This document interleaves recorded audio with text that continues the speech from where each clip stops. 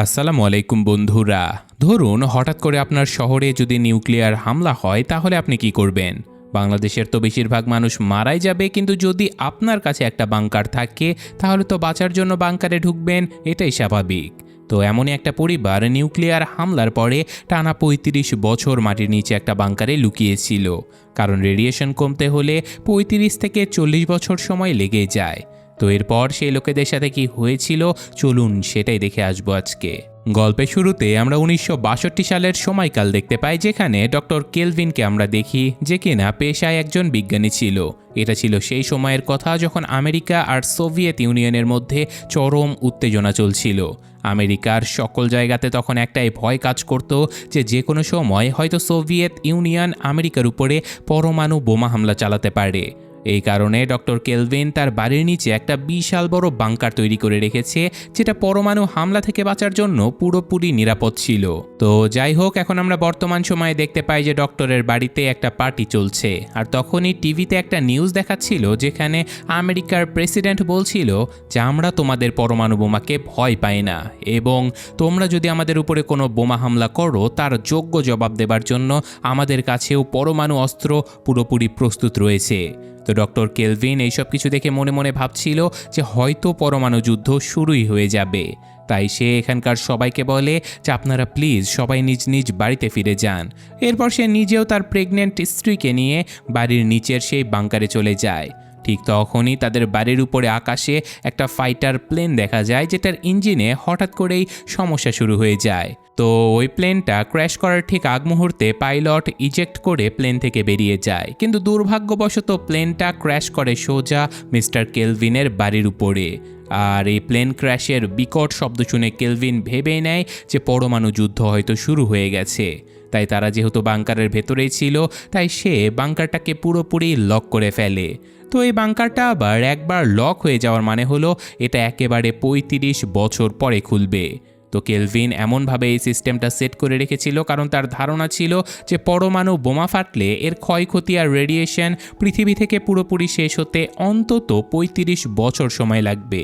অর্থাৎ এখন সে তার প্রেগনেন্ট স্ত্রীকে নিয়ে এই বাংকারে আটকা পড়ে গেছে এবং আগামী ৩৫ বছর তারা এখান থেকে বেরিয়ে হতে পারবে না। অন্যদিকে ডক্টর কেলভিনের প্রতিবেশীরা এটা মনে করে যে প্লেন ক্র্যাশ হবার কারণে কেলভিন আর তার স্ত্রী হেলেন হয়তো মারা গেছে, তাই তাদের ওই ধ্বংসপ্রাপ্ত বাড়িটা ওইভাবেই ফেলে রাখা হয়। এদিকে মাটির নিচে বাংকারে কেলভিন আর তার স্ত্রীকে দেখানো হয়, যেখানে কেলভিন যেহেতু একজন বিজ্ঞানী ছিল তাই সে এখানে আগামী ৩৫ বছরের জন্য প্রয়োজনীয় সব কিছু আগে থেকেই গুছিয়ে রেখেছে।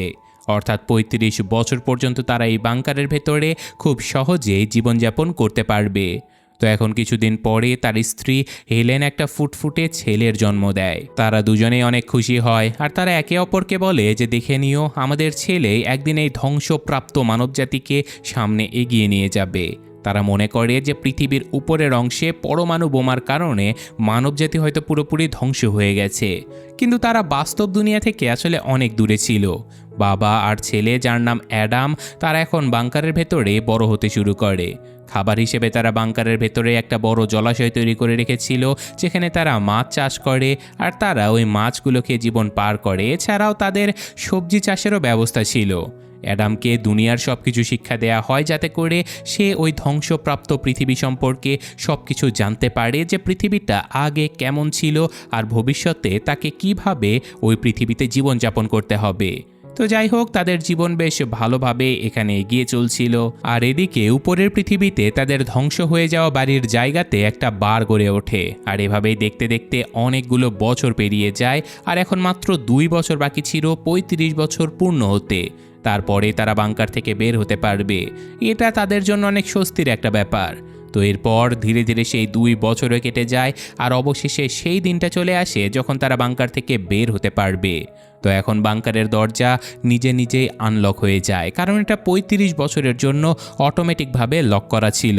কেলভিন তার স্ত্রীকে বলে যে আমি আজ রাতে বাইরে গিয়ে দেখব যে বাইরের পরিবেশ এখন কেমন হয়েছে। তো এখন রাতের বেলা সে তার হলুদ রঙের একটা অ্যান্টি রেডিয়েশন হ্যাজম্যাট স্যুট পরে নেয়, যেটা ক্ষতিকারক রেডিয়েশন থেকে বাঁচানোর জন্য বানানো হয়েছিল। এরপর সে লিফটে করে উপরের দিকে যেতে শুরু করে, কারণ তাদের এই বাংকার মাটির প্রায় 100 ফুট নিচে অবস্থিত ছিল। যাই হোক, যখন লিফট উপরে উঠতে শুরু করে তখন সেখানকার মাটি কাঁপতে থাকে। ঠিক সেই লিফটের উপরেই একজন ভবঘুরে লোক বসেছিল। তার মনে হচ্ছিল যে হয়তো ভূমিকম্প শুরু হয়ে গেছে, আর পরের মুহূর্তে তার সামনে কেলভিন হলুদ রঙের স্যুট পরে বাইরে এসে দাঁড়ায়। কেলভিনকে এমন পোশাকে দেখে লোকটা এতটাই ভয় পেয়ে যায় যে সে এখান থেকে দৌড়ে পালিয়ে যায়। কেলভিন এখন দেখতে পায় যে তার বাড়িটা একটা পরিত্যক্ত বারে পরিণত হয়েছে। সে বাইরে যায় আর চারিদিকে শুধু অপরাধ আর নোংরা পরিবেশ দেখতে পায়। এই পৃথিবীটা আগের পৃথিবীর চেয়ে পুরোপুরি আলাদা ছিল। এখানকার টেকনোলজি এত উন্নত যা কেলভিন কখনো কল্পনাই করেনি, কিন্তু এই সময়ে দারিদ্র আর অপরাধ আবার অনেক বেড়ে গিয়েছিল। কেলভিন ভেবেই বসে যে রেডিয়েশনের কারণে দুনিয়ার সকল মানুষ হয়তো মিউট্যান্ট হয়ে গেছে, তাই সে ভয় পেয়ে আবারও বাংকারে ফিরে আসে। সে তার স্ত্রী হেলেন আর ছেলে অ্যাডামকে বলে যে বাইরের দুনিয়া পুরোপুরি বদলে গেছে, ওটা মোটেও নিরাপদ নয়। সেখানে অনেক বেশি ক্রাইম শুরু হয়ে গেছে আর সকল মানুষও মিউট্যান্ট হয়ে গেছে। আমাদের এখন এখানেই থাকতে হবে। এই কথা শুনে কেলভিনের স্ত্রী রীতিমতো নিজের উপরেই নিয়ন্ত্রণ হারিয়ে ফেলে। সে গত ৩৫ বছর ধরে এই বাংকারে বন্দি, আর সে কিছুতেই বাংকারের ভেতরে আর থাকতে চায় না।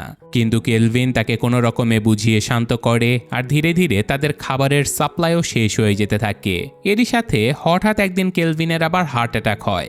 এখন কেলভিনের স্ত্রী হেলেন সিদ্ধান্ত নেয় যে খাবার আর সাপ্লাই আনার জন্য অ্যাডামকে উপরে পাঠাবে। হেলেন অ্যাডামকে বলে যে যাও, তুমি উপরে যাও আর আমাদের দরকারি সকল জিনিসপত্রগুলো নিয়ে এসো। এদিকে অসুস্থ কেলভিন যখন জানতে পারে যে তার ছেলে বাংকার থেকে বাইরে যাচ্ছে, তখন সে অ্যাডামকে নিজের কাছে রাখে। সে অ্যাডামকে বলে যে বাইরে একটা বাজে বইয়ের দোকান আছে, তুমি ভুলেও ওই বইয়ের দোকানের কাছেও যাবে না, কারণ ওইখানটায় সব থেকে বেশি বিপদ রয়েছে।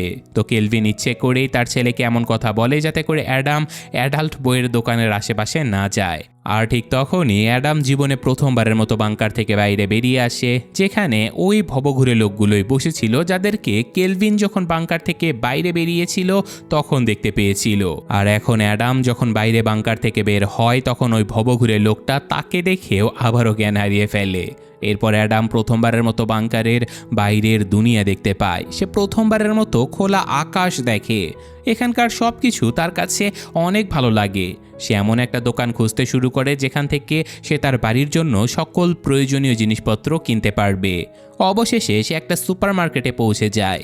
যেহেতু সে 1960-এর দশকের মানুষের মতো কথা বলে আর আচরণ করে, তাই সেখানকার মানুষের কাছে তাকে বেশ অদ্ভুত মনে হয়। কিন্তু অ্যাডাম নিজের মতো করে কেনাকাটা করে, আর অনেক বেশি জিনিসপত্র কেনার কারণে ডেলিভারি বয় তাকে বলে যে যেহেতু আপনার বাড়ি অনেক দূরে আর ভারী ভারী জিনিস আছে, তাই আমি এগুলো আপনার বাড়ি পর্যন্ত পৌঁছে দিতে পারবো। তখন অ্যাডাম প্রথমবারের মতো খেয়াল করে যে বাইরে আসলে রাত হয়ে গেছে, কিন্তু সে তো ফিরে যাওয়ার রাস্তাটাই চেনে না। অর্থাৎ এত বড় শহরে সে এখন পুরোপুরি হারিয়ে গেছে। সে চারিদিকে ঘুরে ঘুরে ওই বারটা খোঁজার চেষ্টা করে যেটার ঠিক নিচে তাদের বাংকার ছিল। এদিকে তার সকল টাকাও শেষ হয়ে যায়, কিন্তু তার কাছে বেশ পুরনো কিছু বেসবল কার্ড ছিল যেগুলো তার বাবা তাকে উপহার দিয়েছিল। তাই সে ওই কার্ডগুলো বিক্রি করার জন্য একটা কার্ডের দোকানে যায়। দোকানদার তার সবগুলো কার্ডের দাম বলে মাত্র $500। ঠিক তখনই সেখানে ওই দোকানদারের অ্যাসিস্ট্যান্ট ইভ চলে আসে। ইভ অ্যাডামকে বলে যে তোমার এই কার্ডগুলোর দাম $500 নয়, বরং তোমার এক একটা কার্ডের দাম অন্তত $40,000। এই লোকটা আসলে তোমাকে বোকা বানাচ্ছে। এই কথা বলে ইভ তার চাকরিটা ছেড়ে দেয় আর অ্যাডামকে সাথে করে নিয়ে সেখান থেকে বেরিয়ে যায়। ইভকে অ্যাডামের আসলে অনেক ভালো লেগে যায়, কারণ মেয়েটা তাকে সত্য কথা বলে তাকে অনেক সাহায্য করেছে। এরপর ইভ তাকে একটা হোটেলে পৌঁছে দেয়। অ্যাডাম তাকে ধন্যবাদ হিসেবে একটা কার্ড দিতে চায়, কিন্তু ইভ তাকে হোটেলে নামিয়ে দিয়ে সেখান থেকে চলে যায়। তো পরদিন ইভ আবারও অ্যাডামের কাছে ফিরে আসে, কারণ তার মনে হয় যে অ্যাডামের মতো একটা সহজ সরল ছেলেকে একা ফেলে যাওয়া তার একেবারেই ঠিক হয়নি। এরপর সে অ্যাডামকে তার সকল প্রয়োজনীয় জিনিসপত্র কেনাকাটা করতে সাহায্য করে। এখানে অ্যাডাম ইভকে বলে যে আমার বিয়ের জন্য একটা মেয়ে দরকার, তবে শর্ত হলো মেয়েটাকে ক্যালিফোর্নিয়ার হতে হবে। অ্যাডাম এমনটা বলে কারণ তার বাবা মা তাকে বুঝিয়েছিল যে বাইরের পৃথিবীর সকল মানুষ মিউট্যান্ট হয়ে গেছে। রেডিয়েশনের কারণে তাদের মস্তিষ্কে গভীর প্রভাব পড়েছে, তাই মায়ের কথা অনুযায়ী সে ক্যালিফোর্নিয়ার একটা সাধারণ মেয়েকে বিয়ে করতে চায়। অ্যাডাম তার জীবনে প্রথমবারের মতো সেদিন বৃষ্টি দেখে, আর সে অনেক অবাক হয়ে ইভকে বলে তুমি কি আমার বন্ধু হবে। এই কথা বলেই সে ইভকে জড়িয়ে ধরে। আসলে সে জানেই না যে আজকের দিনে মেয়েদের সঙ্গে কিভাবে মিশতে হয় বা ডেট করতে হয়। এরপর তারা একটা ক্লাবে চলে যায়, আর অ্যাডামের পার্সোনালিটি অনেক ভালো হওয়ার কারণে সেখানে একটা ফ্রেঞ্চ মেয়ের সঙ্গে তার পরিচয় হয়। অ্যাডাম সেই মেয়েটার সঙ্গে ফ্রেঞ্চ ভাষায় কথা বলে, কিন্তু এইসব কিছু দেখে ইভের আবার একেবারে ভালো লাগে না। আসলে সে অ্যাডামকে মনে মনে অনেক পছন্দ করে ফেলেছিল, তাই সে অ্যাডামকে এখান থেকে সরিয়ে অন্য জায়গাতে নিয়ে যায়। তো এই ক্লাবে যখন মিউজিক বাজতে শুরু করে তখন অ্যাডাম ডান্স ফ্লোরে গিয়ে নাচ শুরু করে দেয়, কারণ বাংকারে থাকার সময় সে অনেক বছর ধরে নেচেছে, যেটা তার মা তাকে শিখিয়েছিল। তার নাচের স্কিল দেখে ক্লাবের সবাই একেবারে ইমপ্রেস হয়ে যায়। সবাই তার সঙ্গে কথা বলতে চায়, কিন্তু ইভের এইসব কিছু একেবারেই সহ্য হয় না।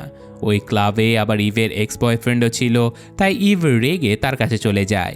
এদিকে অ্যাডামও সেখানে আসে, আর ইভের এক্স বয়ফ্রেন্ড অ্যাডামকে ঘুষি মারারও চেষ্টা করে, কিন্তু অ্যাডাম এক ঘুষিতেই তাকে মাটিতে ফেলে দেয়, কারণ তার বাবা ওই বাংকারের ভেতরে তাকে বক্সিংও শিখিয়েছিল। এই সব কিছু দেখে ইভ বেশ বিরক্ত হয়ে যায় আর বাইরে তার গাড়ির কাছে চলে আসে। তখন অ্যাডামও তার পিছু পিছু বাইরে চলে আসে, আর অ্যাডামকে দেখে ইভ চমকে গিয়ে হোঁচট খেয়ে পড়ে যায় আর তার পায়ে অনেক ব্যথা পায়। তখন অ্যাডাম তাকে কোলে তুলে নিয়ে ভেতরের দিকে নিয়ে চলে যায়। অ্যাডাম ইভকে বলে যে পার্টিতে যত মেয়ে এসেছিল আমি সবাইকে না করে দিয়েছি, কারণ আমি শুধুমাত্র তোমার কথাই ভাবছিলাম, আমি আসলে শুধুমাত্র তোমার সঙ্গে বন্ধুত্ব করতে চাই। এরপর তারা একে অপরকে নিজেদের ভালোবাসার কথা জানিয়ে দেয়। অ্যাডাম তাকে নিজের জীবনের সকল সত্য কথা বলে দেয়। সে ইভকে বলে যে আমি আসলে গত ৩৫ বছর ধরে একটা বাংকারে ছিলাম, আর আমি তোমাকে বিয়ে করতে চাই।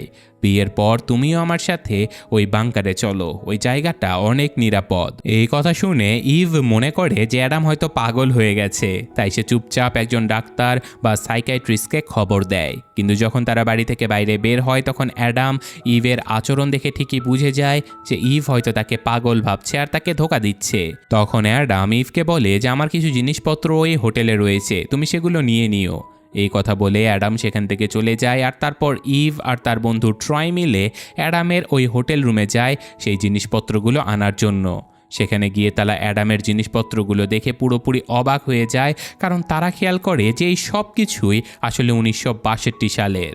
এটা দেখে ইভ বুঝতে পারে যে অ্যাডাম আসলে এতক্ষণ যা যা বলেছে তার সব কিছুই সত্য।